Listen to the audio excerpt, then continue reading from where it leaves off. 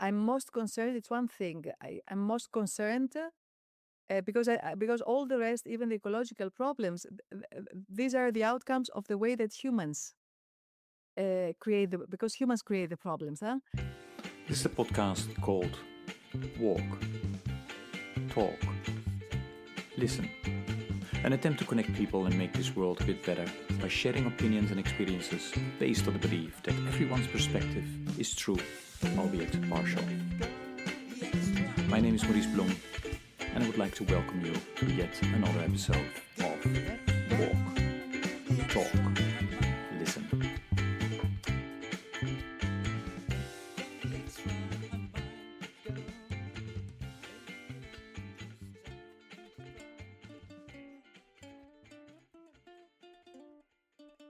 Okay, good day, everybody. This is another episode of the podcast Walk, Talk, Listen. And as always, I'm delighted with today's guest who will introduce herself. Eleftheria, please go ahead. Yes, Maurice, first of all, thank you for the invitation. I'm very honored, and also I'm very curious to see what it will be like. Me too. So, so I've listened to the previous one. I found it was very, very interesting. Also, the line of questions and then how it evolved. So let's see what comes up out today.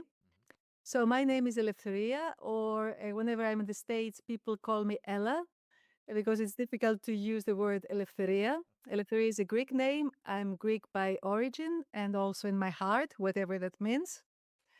And my name means freedom in Greek. So for us, then every person, let's say, wears their name. That is, for me, also from the beginning of, as far as I can remember, freedom was the word that actually motivated me to do many of the things in my life. And with freedom, I mean intellectual, I mean emotional freedom, and also the freedom to enjoy life. Of course, having been through life for quite some time, I realized that actually what I did to myself was exactly the opposite of being free. So I always placed myself in situations where I couldn't be free, maybe because what I realized now, because freedom can be so simple. And I was always the way that I don't know, I was brought up, or the way that the world was at the time. We always thought that we need to do something exceptional to be free, to save the world, or to become to have extra I don't know, extra superhuman skills and capacities. And personally, I felt that I let a lot of myself, of who I really am, outside of all this equation for years, as more like chasing things that were not in my reach. And actually, at the end of the day, when I got to them, actually, this was not what I wanted. So they were not aligned with my soul mission, with who I was, and what would make me really happy. So in a sense, I think I'm saving you the time for the first part of the of the interview. So I think this is my life. Yeah. Now I do want to go back because you said, okay, although your name is, freedom, you think you made it more complicated than it actually is. I mean, that's kind of my Yes, exactly. dirty summary of it. But maybe because you also mentioned maybe because of my upbringing. Can you tell something about your upbringing then that might have, you know, made Yes, you? of course. Yes, of course. I come from an let's say middle class family Mhm. in Greece, where middle class does not mean the same as in Britain. Uh-huh. Middle class, it's an ordinary family, a normal family, where my father was working, my mom was at home, and I'm the third of three children. And then, of course, for my parents, having had difficult childhoods and coming from the war with a lot of, they were both orphans. So, of course, I'm sure that this has somehow molded the way that they see the world. and also the way that they looked for security in life. That is by working very hard, having all these values that people coming out of the Second World War had, working very hard, trying to build a house, trying to be good citizens. And good citizens, at least the way that I understood it, at the time meant to comply. So we have the standards, the social standards, we comply with the social standards, and then we try to move up with our work or with education, but always being within the same box.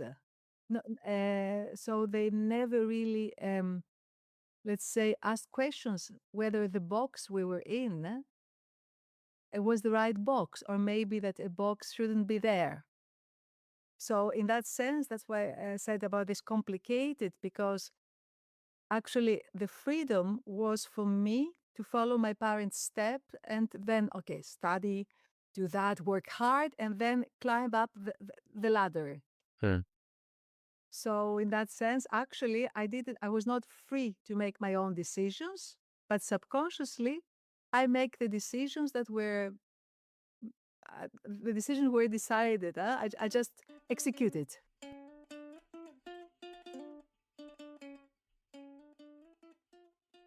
Eleftheria, what I then, when I listen to this, to my guest, and I always have a question about siblings. And why is that, if there are siblings, I wonder, did they experience the Yes. same thing, right? So, yeah, are you the only child or did you have No, we're siblings? three. I was the Okay. last one. So how, yeah, can you maybe then in a nutshell tell me, did your siblings experience, the same type of, being boxed in, not being, I don't know. I'm sure they did, because also they tried in their way to do the same. uh, Let's say probably they didn't analyze it as much as I do.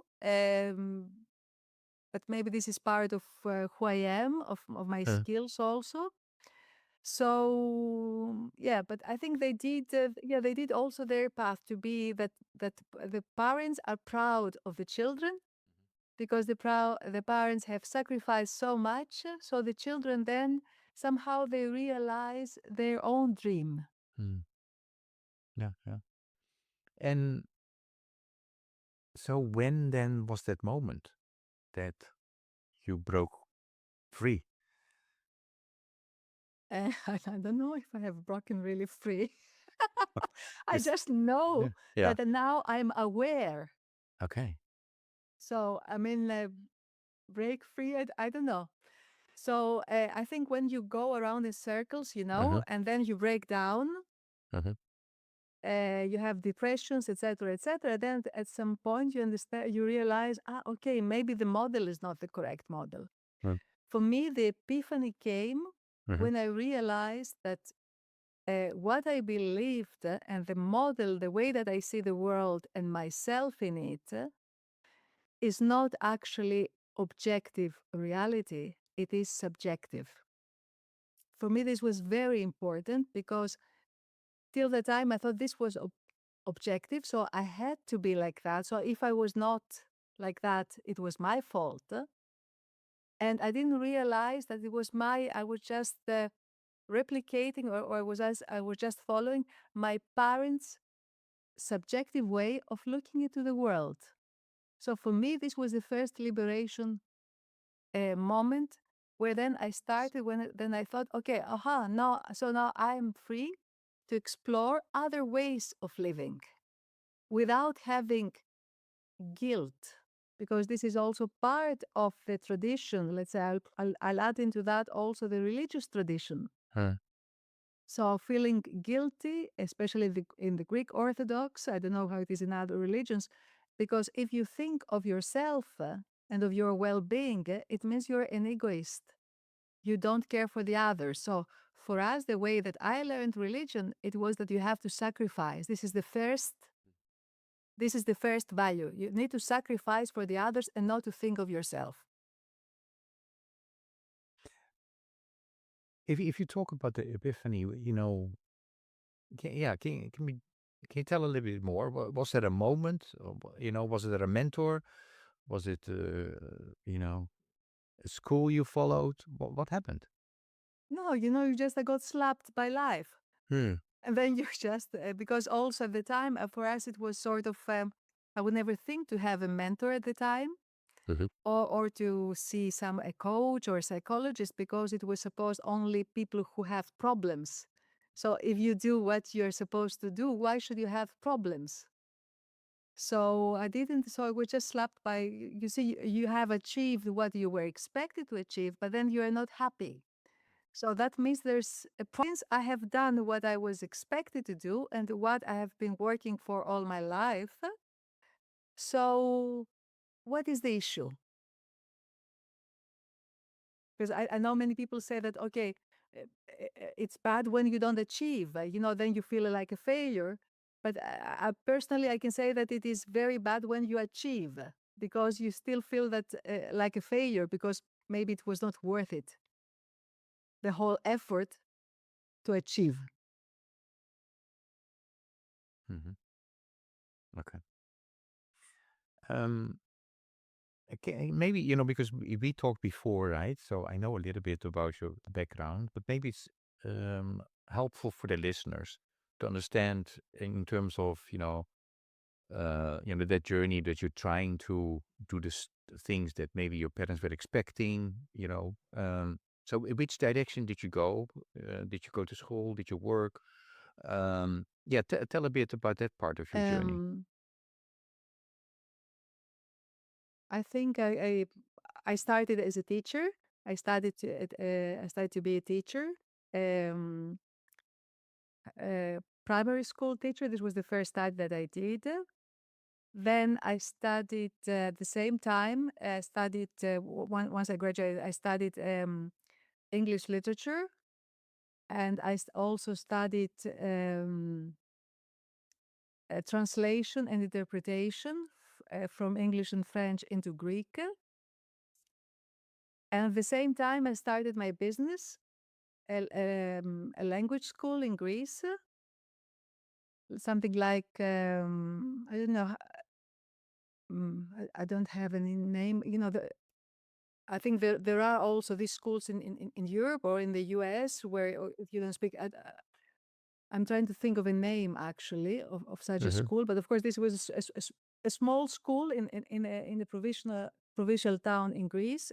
My town is about 100,000 people. It is in the north of Greece, opposite Corfu, on that side, near Albania. At some point, then I sold my school, and then I moved to the south of France, to Monaco, where I did an MBA, because I was at this stage in my business life where my school, I had about 200 students at the moment, and then I knew I had to scale up, but I didn't have I didn't know how to do it. And I didn't have even the guts to do it, because I always saw a school, this was a talent. I never saw myself as a businesswoman at the time. So it was a talent. I mean, I love the children. I had a very good methodology, uh, a good name. So I was trustworthy. So I had a lot of students. So it just grew like that, the business. So it was very organic in that sense. Hmm. So I never thought that I need to do anything, to have any management practice or to do any planning, etc. So it worked. And it came to a moment then that it was the same thing, repeated, repeated, repeated. I saw then at the time, for the quality, I had very small classes. And then I saw that the money that I was earning for the class, it was just enough to pay the teacher and the expenses. So this was the moment where I needed to change my mindset. And I was not able to at the moment, because I was not prepared for that.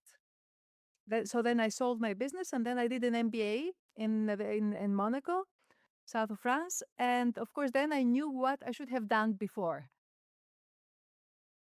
And then doing the MBA, I stayed a few years in Monaco, and then I worked in the stock market. I did my exams, and I became a broker to buy and sell stocks and futures and commodities and things like that, which was not me actually, because I'm not very good with numbers either. I'm not very good person for money, also to to sell such products. I've always been a person with human relations or knowledge. So I'm very, yeah. So why did you then go into the stock market? Because I've always liked trying things that I cannot Hmm. do.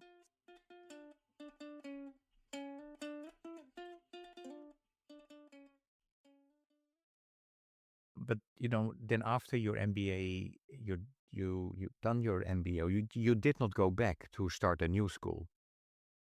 No, I didn't go back. I didn't go Okay. back because for me, this part, it's like a chapter. It closes. Hmm.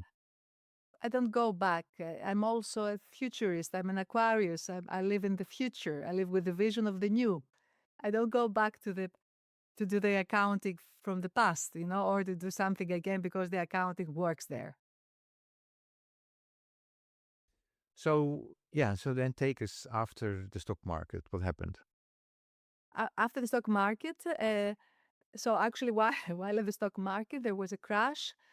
And of course, then we were paid by commission at the time, so that there was not much Uh-huh. money to be earned. At the same time, I had my first child, so I was paying more money for the babysitter than I was making, so it didn't make any sense.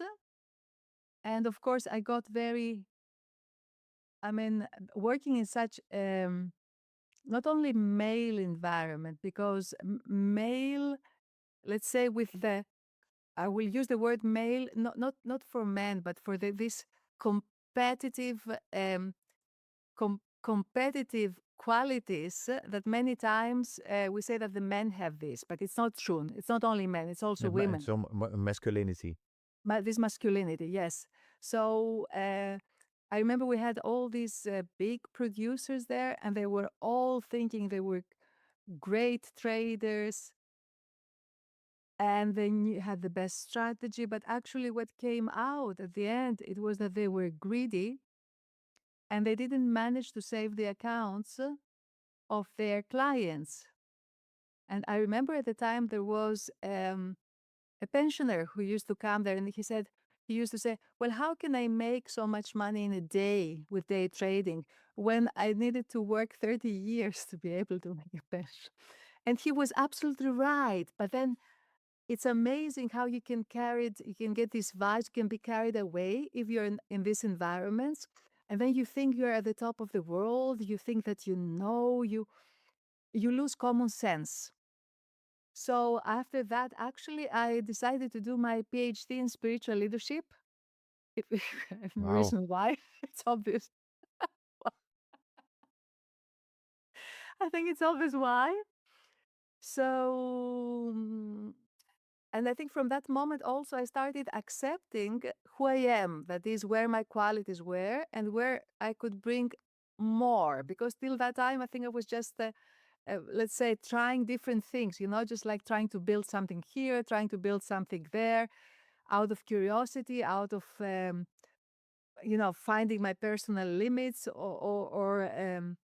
so from that moment, I knew at that time I had read uh, the book of there was I think there was an advisor of Reagan administration, Hutchinson, and he wrote a book, The Clash of Civilizations.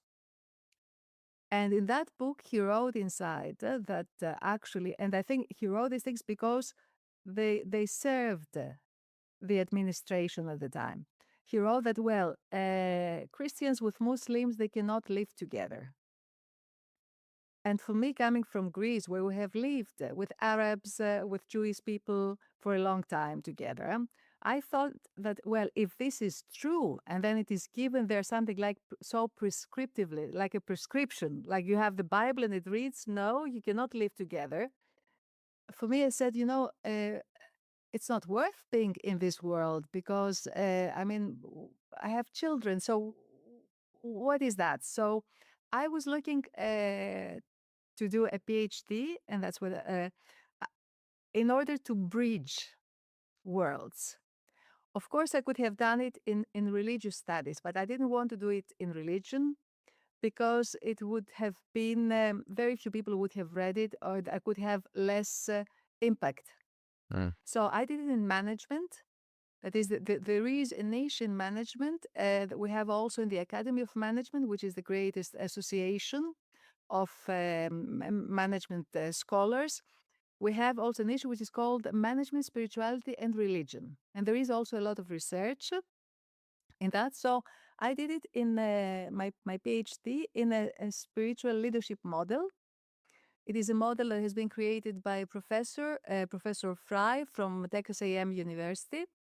And then I transposed his model into Islam, because the essence of this model actually is that the essence is to be human. There is an inner life. This is the essence of the model, of the model. That is, we all share an inner life, and this inner life is to be human. And what connects us, or when do we connect? We connect when we manage. We really connect when we manage to have this self-transcendence, where we see the interconnectedness of everything.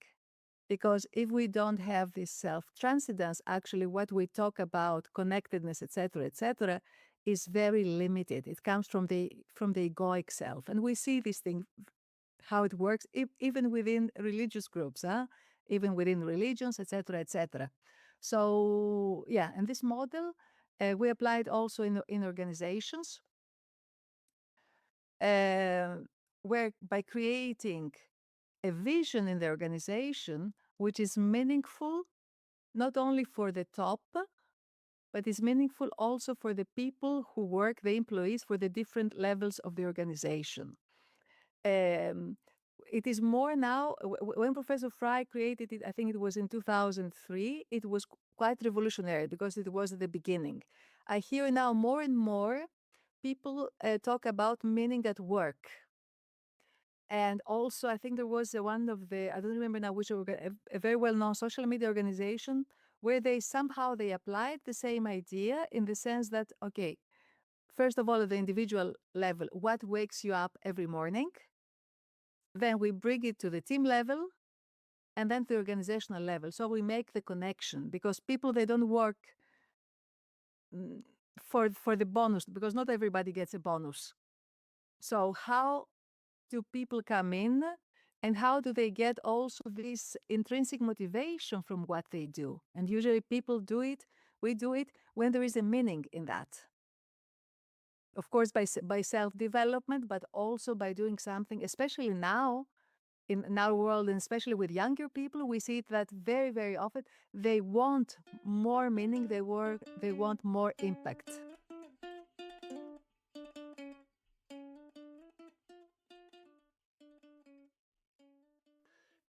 No, thank you for sharing that. I have actually a number of questions while listening to you, but before I go there, asking, about, because you have written a lot about inner transformation, the starting point for societal change. I would like to go there. You asked a question about, or you mentioned that organizations start with, what makes you get out of bed in the morning. So Mm. I often ask that to my guests as well. But before we go there, I would like to ask you, um, because after working in the stock market, et cetera, you decide to go into um, spirituality, right? Hmm. Um, Yes.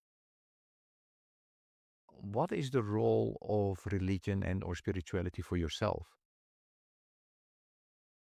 For me, I have always been spiritual, but this is something Hmm. that I didn't want to accept.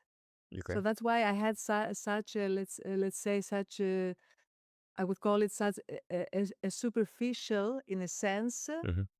a career, by not connecting.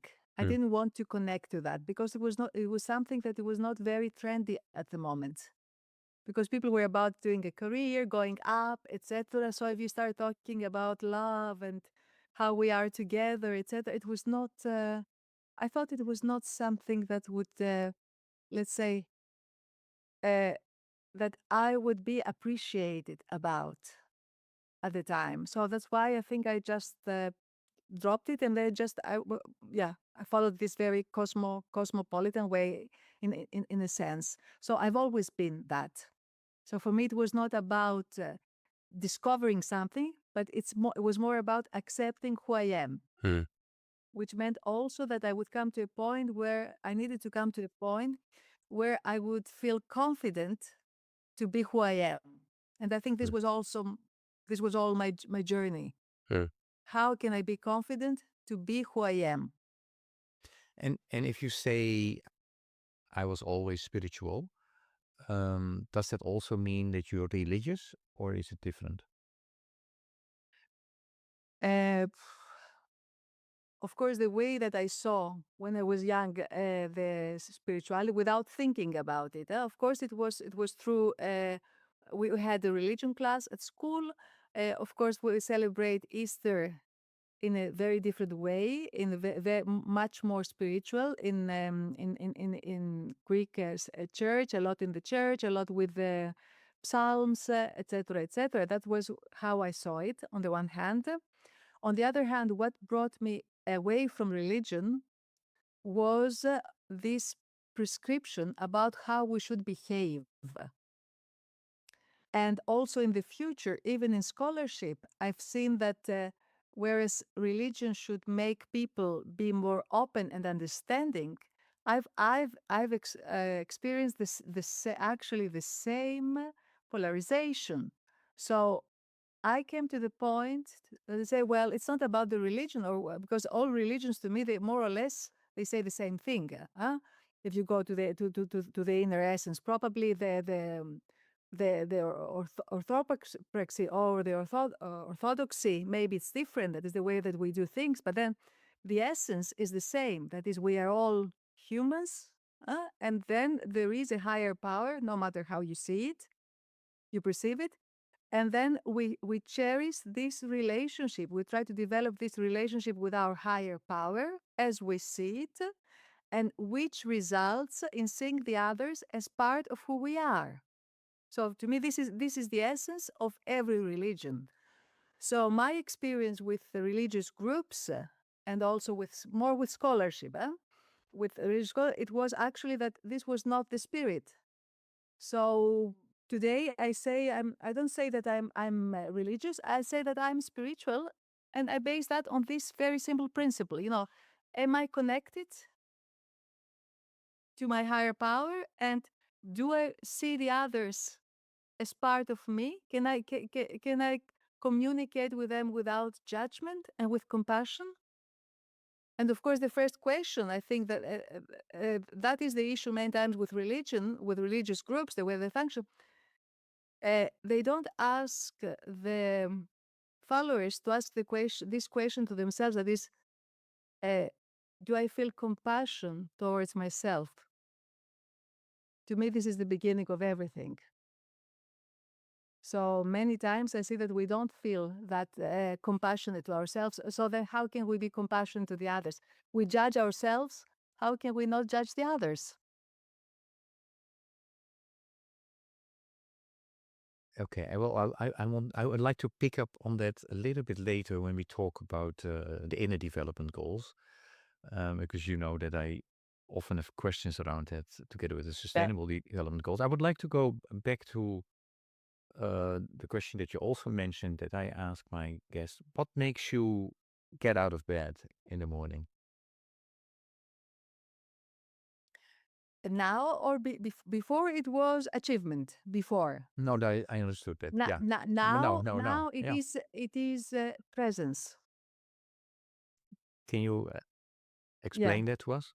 What that yeah. means? Presence for me, it means that I don't want to waste any more time in my life achieving things or going after things for something that we'll get in the future. Today, at this very moment, I want to be present in my life.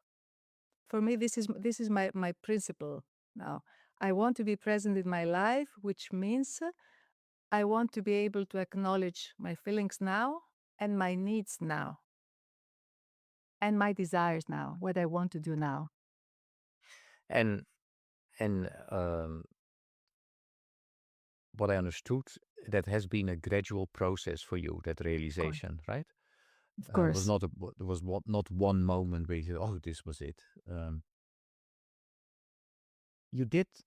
You are talking a lot about that, and you speak in your books about the need for inner transformation as a starting point for societal change. Is that correct? Okay. Absolutely. Absolutely. Um, so when did you realize that that is something that is lacking, um, and that is so crucial? I mean, very simply by observing myself. I think, Uh-huh. I think that's, you know, you see, you talk about all these big things, big ideas, and then you Yeah. see in very simple things that the way that you treat your children or the way that you think about, you see that you're failing your ideas. And then of course, and then you start, okay, you start the process. It doesn't, I don't think it starts for everyone. I think everybody has got their point because you cannot, also coming to this inner transformation and inner development, uh, everybody has got their moment in life. Maybe this life, I say, maybe next life. I don't know. But I think for me, I had this grace, I would call it grace of God, to be able to survive this downfall, mm, Mhm. and then to be able to start going up again. So in take the learning lessons and then trying step by step every day to be present and also to practice what I preach, which is not easy, huh?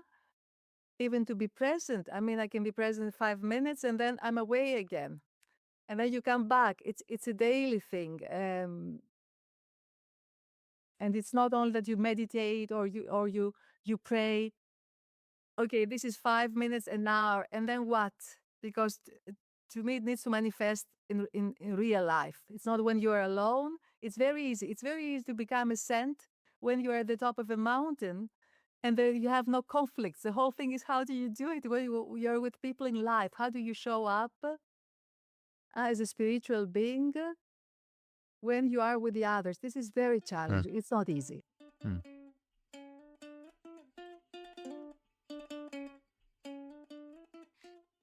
Um, I'm very interested, and this is a result of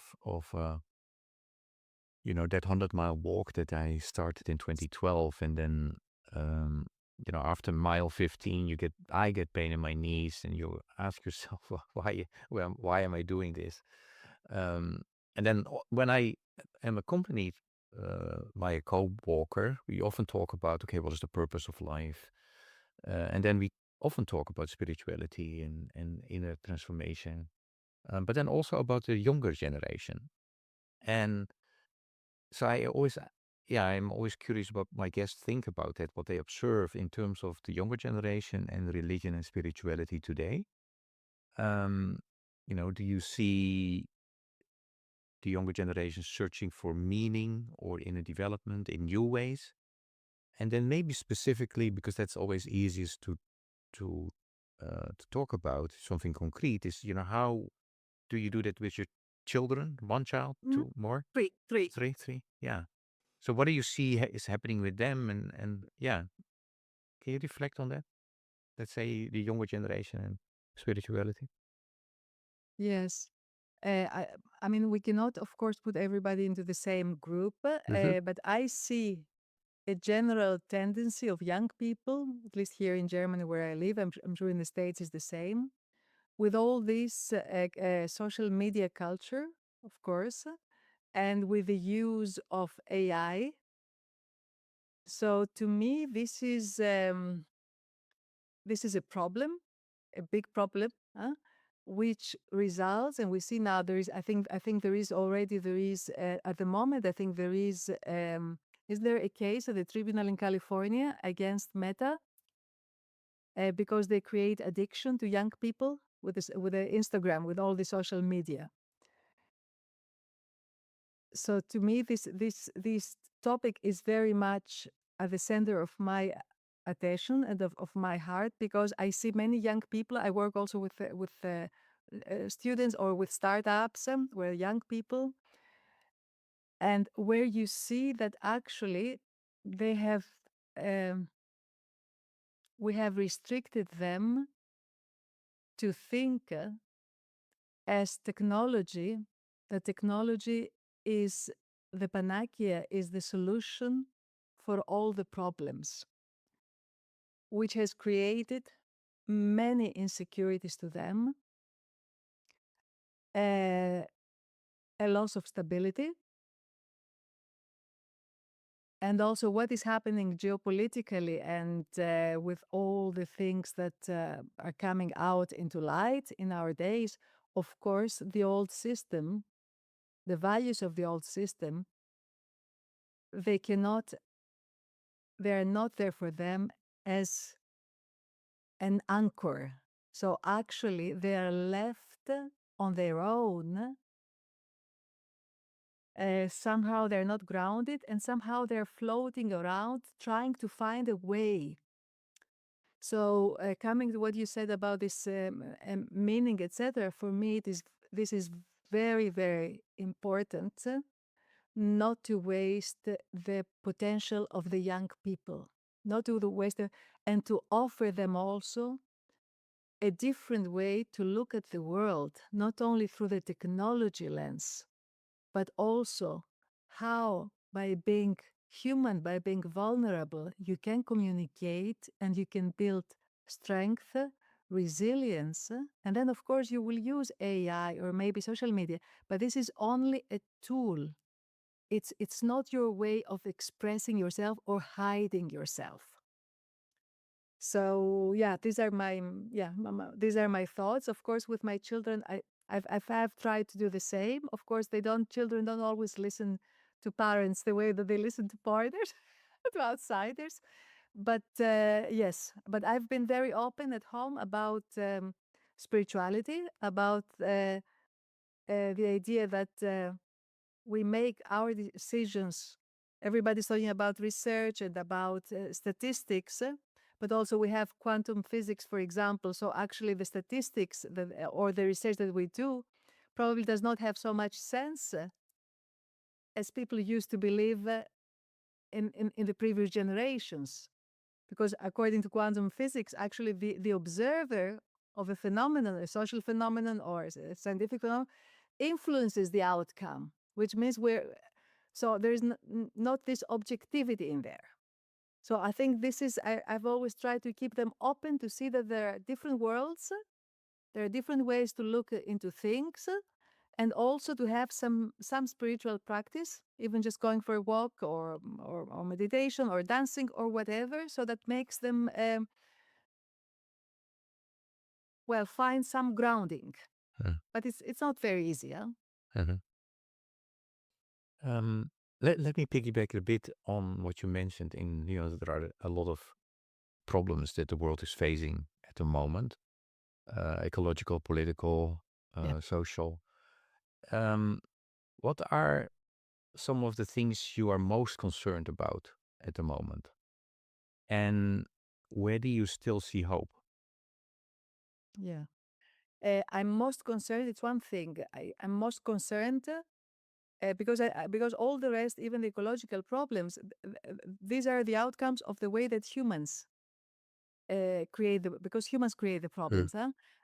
I'm concerned of this separation of the human being with their spiritual nature, with their inner self. That's the only thing. I think this is the foundation of everything bad that is happening in the world. And I see that all this technology is used intentionally, according to me, to separate, especially the young people who are so sensitive, from their essence. For me, this is the greatest danger for humanity. This is the thing that really, let's say, hurts me a lot. I feel a lot of pain when I see young people in the street walking and looking at their telephone, and they don't see the street or they don't see the nature. This is an alienation of our humanity. For me, this is the greatest risk. Mm. Yeah, and where do you still see hope? I see hope because I'm a person of faith in humanity. Mm. I see hope in the fact that uh, our inner essence is very strong. So we will not get to this point where we will be totally alienated. I see that now we are in this transition phase where there's somehow, maybe I don't know if how well, how wise it is or how good is the way that I'm saying it. I see that there is something like a war, I see it, the inner and the outer. I see that there are, let's say, there is also this technology that tries to alienate us. There are people who are already alienated, who are in decision centers, and they cannot see, they don't take into consideration anymore the humanity or what it means to be human. And at the end of the day, what is this life about if we're not human? We produce for whom? The basic things. And we come back to business. We produce for what? And what is our reason for living here? This is the one part, and then on the other part I see nevertheless people more coming from a grassroots level, that is normal people, parents. I see a lot of parents waking up and saying, well, no, this is not how we want to live. We want our children to be able to enjoy life, to be able to be happy in life, to be able to be together in community. So I see also from the other side people waking up and not following all this compliance, but saying, okay, we want to be human. I think to me, this is the whole thing now. Are we going to stay human or not? This is the question of our times, the times we're going through. Okay. Hope is a skill, one of the 25 skills that have been identified as part of the inner development goals: being, thinking, relating, collaborating, and acting. You have worked extensively on the inner development goals and leadership for sustainability. What inner qualities do you think leaders will need most if they want to navigate the challenges of the coming decades? Mm-hmm. To me, if we go, because we have leader and leadership development, Mhm. I don't think we can have leadership development if we don't have leader development, because many times we see organizations, let's say, employing external consultants, and they want them to solve a problem, but the problem is there because there has been no individual work on the leaders, that is to bring this self-awareness, uh, humility, first of all. This is very important, humility, um, but also lack of fear, because the system, the economic system we work in, we live in, especially in organizations, it is based on competitiveness, on competition, sorry, not and fear. Because if I am vulnerable, if I let the others see what I don't know, and somebody else is doing that better than me, this is also comparison within the system, then I might be taken away from my position. So everybody is they don't allow themselves to be vulnerable or to be open, to be sincere, because leaders are afraid. Leaders also have to they have to bring results. So this is the second thing of this system we live in. How can you develop your people and bring solutions and make the people, let's say, feel part of the organization, feel happy? What we could talk about employee well-being. When you are asked to do things quickly because you need to bring profitability. So is it always sustainable profitability with social and ecological well-being? That is this triple bottom line. Can we satisfy all three parts of the triple bottom line? And if we cannot, what do we choose? Which part do we choose? So I think these are the questions that are open there. And then depending on the organization, if they're small organizations or if they're NGOs or social enterprises, probably they choose the social and the ecological. But then if we go to the corporations, I think they will go for just for the profit.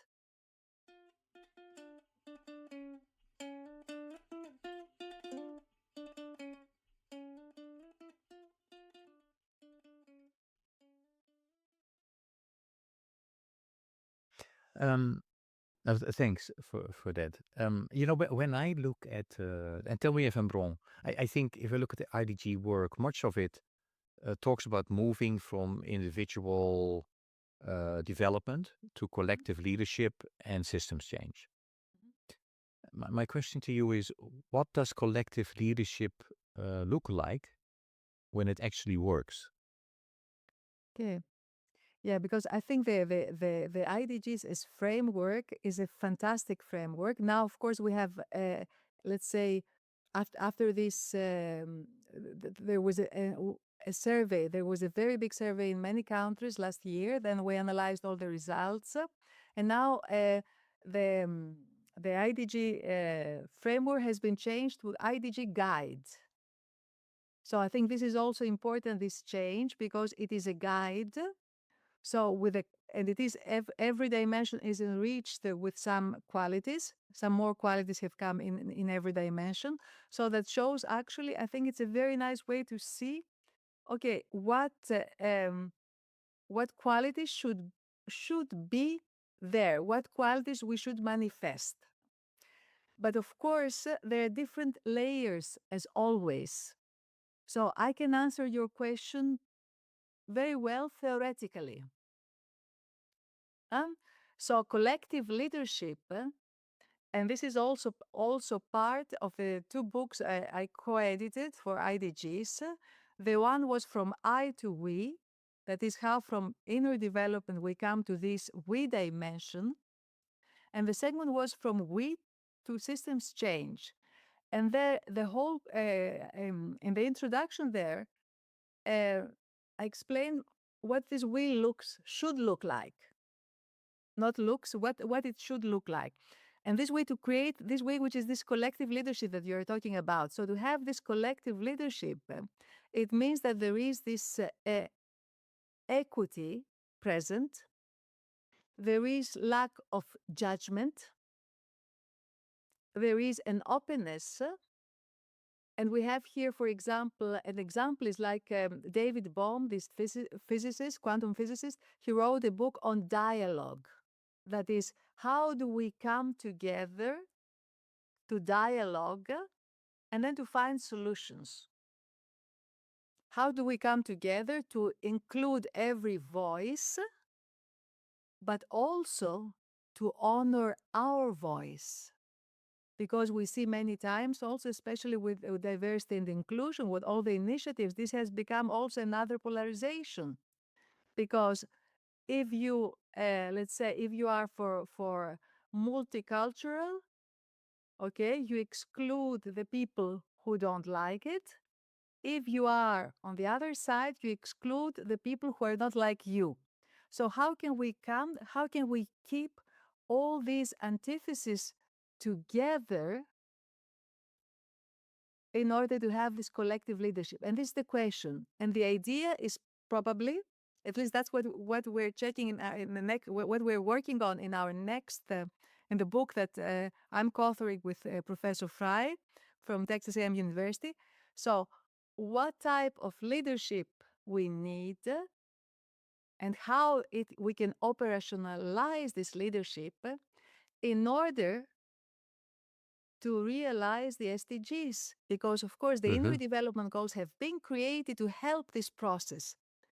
But then, and it is a very good compass to use. But then how can we do it? The question is in the how. We all know what we need to do and where we want to go. We all know the SDGs is an excellent vision, but how? How can we do it? By taking all voices into consideration, by including them, and at the same time feeling whole, and feeling part of the whole. Hmm. So this is the big question. Okay, just a quick comment for the listeners. Although we almost talk every episode about this, but the SDGs stand for the Sustainable Development Goals, and 17 goals that are a result of a lot of collective thinking of different sectors, countries. It's not perfect, but as you said, it's a guide. It's a that we set to make this world more sustainable and just. And on average, we are only reaching at 17 to 18%, I think. And in order to, well, a lot of conversations that said, well, we are not reaching that because we did not pay attention to the abilities, skills, and knowledge that you need as an individual and as a collective to work on those system changes. So there's a, a quick and dirty as a summary of all of that. I would like to piggyback on a word that you used, and that's dialogue, the importance of dialogue. I really believe that the first action within that is connecting. Mhm. That's what I hope this podcast is contributing to, connecting people with each other. And you might not agree with everything that you've heard today, but there might be one thing that you've heard, and that is then could be a starting point to have a conversation with the other. So I'm going to connect you with the previous guest, and the Mhm. previous guest has a question for you. What does peace look like to you in everyday life? I think to me, yeah, I think being present, because when I am present today, I don't think based on my past experiences. I don't make projections and expectations in the future. So I'm here now. I have my with the body that I am, and that's it. I can enjoy what it is today. So for me, this is peace. Okay. Your question for the next guest. My question for the next is, guest is, how do you show up today?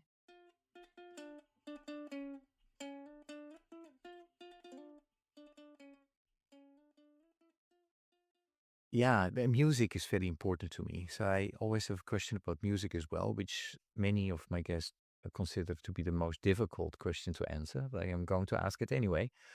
Um, yeah, if I would ask you to choose a song or a piece of music that represents for a big part who you are, which song or piece of music would that be and why? Mhm. It's funny because today it is the second time today. I had a conversation before where they asked me the question about the song. It's amazing. It's the first time. It's the first time in my life somebody is asking a question about the song, and today it was the second time. Actually, twice today. Amazing. So I chose a song which I like very much, and to me, in a sense, it has accompanied me for years. But I'm just trying to see because I don't remember actually names. Just a moment. I'm trying to see if I have it. There is a song. This is the time of the Aquarius. Let the sun shine is an old song. I don't know if you remember. It must be from the 60s, 70s, or something like that. Yeah, the age of Aquarius. Yeah, no, I know the song. Ah, okay. Actually, So the because I'm an Aquarius myself, so I've listened to that song often as well. When I was actually not for a while, when I was growing up, because it's a song from the '60s, I think. exactly, Yeah, yeah. exactly, exactly. And for me, I like this song. For me, it's also visionary. I'm also an Aquarius. I don't know when you were born. What day? What date? Oh, February 9. Okay, because I'm January 25. Okay. So, of course, this one for me, it makes sense because it's the vision that I have for the world. Uh, And uh-huh. I think it's very positive, and I think times change. And where I think we're very lucky to be here today because we have this possibility when systems are transitioning, we have the possibility to make, let's say, more impact Uh-huh. because everything is more fluid.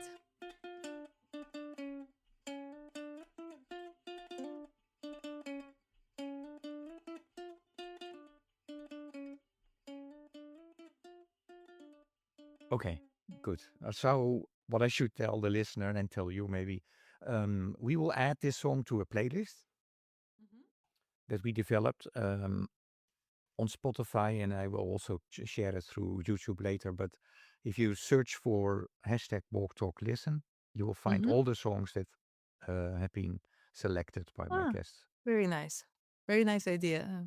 And a very diverse list, from classical music to heavy Yeah, metal to R&B, and now we are adding a song of perfect. on a musical. Um, okay, I have a couple of questions still that I want to ask you, and I know the time is running is going fast. Um, yeah. So in the US, there is a person, I don't know if he's still doing this, Steve Hartman of CBS, and he's following, or he has followed, what if one simple act of kindness can create a ripple effect, and he made videos about it. So I have two questions around this. One is, what are your thoughts about it? About the potential to create a ripple effect by one simple act of kindness. And then the second part of the question is, if I ask you this week to commit one simple act of kindness, what would it be? Yeah, what would it be? Correct. Yeah, I think it's a fantastic initiative. For me, being actually an intellectual, of course, I always think at what level the kindness is done, because what I've learned in the past, also servants are kind, but it doesn't mean that they are leaders. Huh? To be a servant leader and be kind, this is something else. It means that I'm, first of all, I am, let's say, I know where I stand, and I make it is a conscious choice to be kind, not out of habit or not of my role. Huh? But these are my things, because this is the way that I think. I just go in a lot into analysis. I find it's fantastic. For me, a kind, let's say, an action of kindness today would be just to be with someone and not think or assume anything about them. Okay. I want to make a jump, because I'm cognizant of the time. I would like to close still with talking about the inner development goals, because Mhm. that's how we got connected also through a Yes. mutual.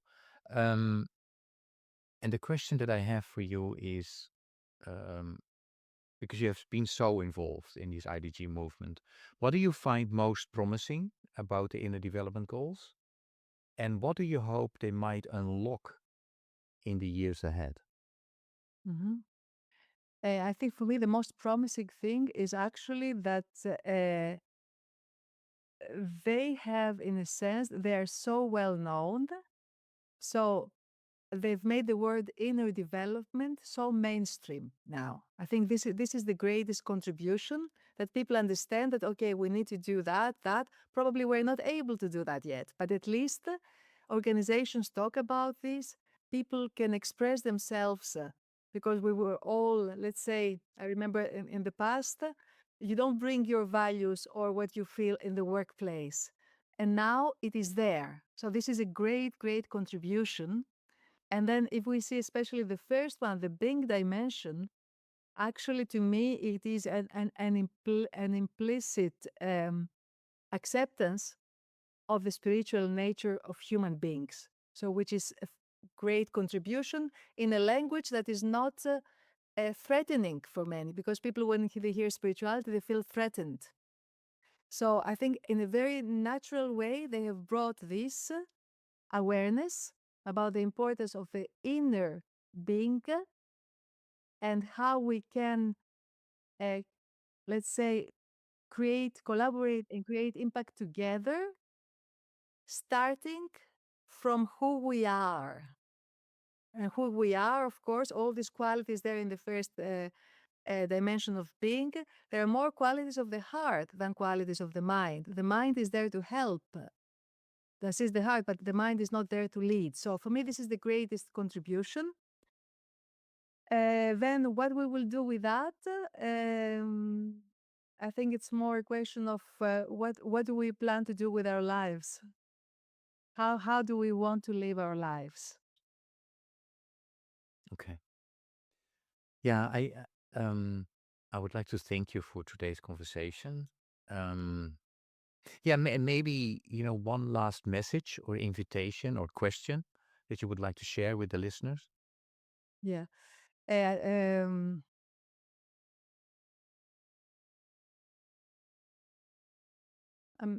I'm not maybe not to be afraid to be who you are. Don't be afraid to be who you are. Okay. I asked you many questions today. Is there any question that I did not ask you today that I should have asked you? I don't know. I think you've asked me many more questions even than my husband before I married him. Is that a So good thing? I don't know. So no questions at the moment. Maybe you should listen to this podcast, huh? I think so, to find out some answers that about questions he never thought about asking me. Oh, that's so funny. Thank you so Thank much you so for much. today's conversation. I really appreciate it. All the best with what you do. Thank you for who you are. And yeah, and until I'm looking forward that I know our paths will continue to cross, and I'm looking forward to that. Thank you very much also for creating this space and then let's say engaging individuals like myself that I don't really talk so much about these things. So to feel safe, to engage, and then to talk. Thank you very much. Your questions also, and also for the opportunity to communicate in a way that I don't usually communicate. So fantastic.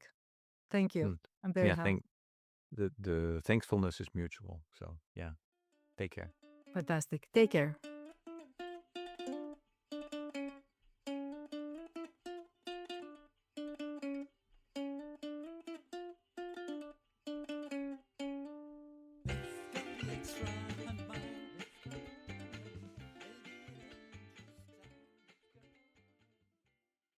Thank you for listening to Walk, Talk, Listen. Please check us out on 100mile.org or follow us on Facebook or Instagram.